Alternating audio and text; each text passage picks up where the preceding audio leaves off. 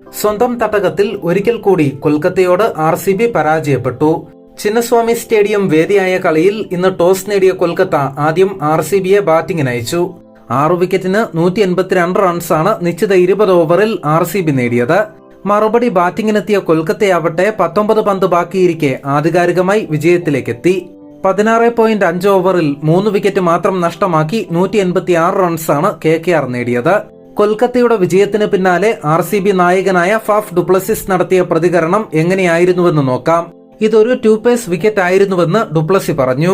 അതായത് pace slow ആവുകയും ഇതിൽ വേരിയേഷൻ ഉണ്ടാവുകയും ചെയ്യുന്ന പിച്ചാണെന്നാണ് ഡുപ്ലസി പറയുന്നത്. ആദ്യ ഇന്നിംഗ്സിൽ ഇവിടെ ബാറ്റ് ചെയ്യുകയെന്നത് ഏറെ ബുദ്ധിമുട്ടേറിയ കാര്യമായിരുന്നു. കോഹ്ലി ബാറ്റ് ചെയ്യുമ്പോൾ ചെറുതായി ബുദ്ധിമുട്ടുന്നത് നിങ്ങൾ കണ്ടു കാണും. അതേസമയം രണ്ടാം ഇന്നിംഗ്സിൽ ഇവിടെ ബാറ്റിംഗ് എളുപ്പമായിരുന്നു.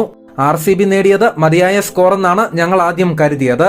എന്നാൽ KKRന്റെ ആദ്യ 6 ഓവറിലെ ബാറ്റിംഗ് ഗംഭീരമായിരുന്നുവെന്നും ഡുപ്ലസി പറഞ്ഞു.